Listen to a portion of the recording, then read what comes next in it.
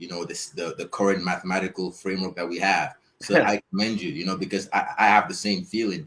Who am I to try to solve the theory of everything? Like who gives you that audacity?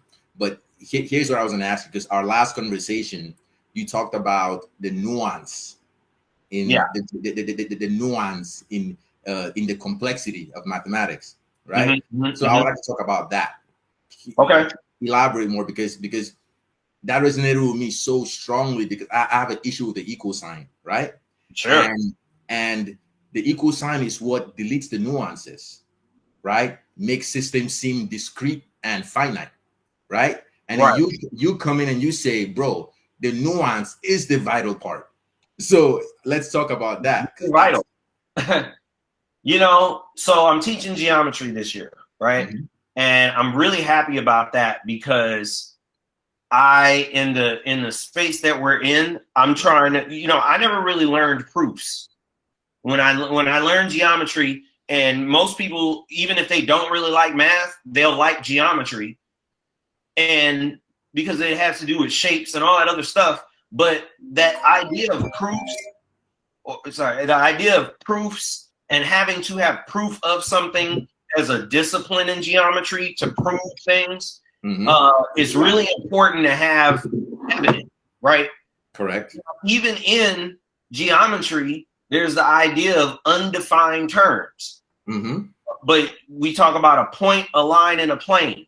I can describe to you what they are, but I can't really fully explain it all the way. I can only really give you the idea and the concept.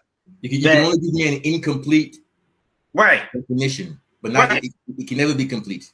It can never be complete, but I can just get as close as I can. And the idea that it says in the book is that you have a proof if that a person can understand it, and if they're able to think logically, that they're able to understand it, right? It's a very important skill of communication, right? And there are a lot of things that get lost in translation of it and all that, right? But even as an English major, because I'm an English major first, I never thought that I was going to be a math teacher, by the way. And when you communicate things, even in English, there's a nuance. There's an idea of something that also is underneath, or even when you're making an argument, we're doing that all the time, right?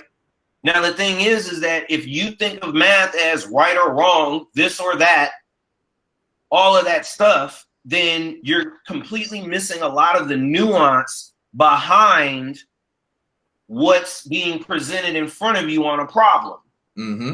When I'm trying to explain to kids just today about, I mean, I'd have to kind of draw it, but when I'm trying to get them to understand the idea of a plane and these rules that you have to do, I had to tell them it's a lot like the law, right?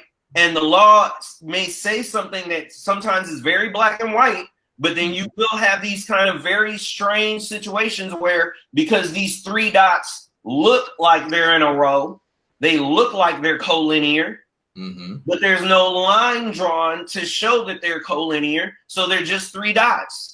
So I could say that they're on the, like, just little things like that, that in terms of what is being presented in front of you and how to judge the nuance of the situation. What do I have? What do I not have?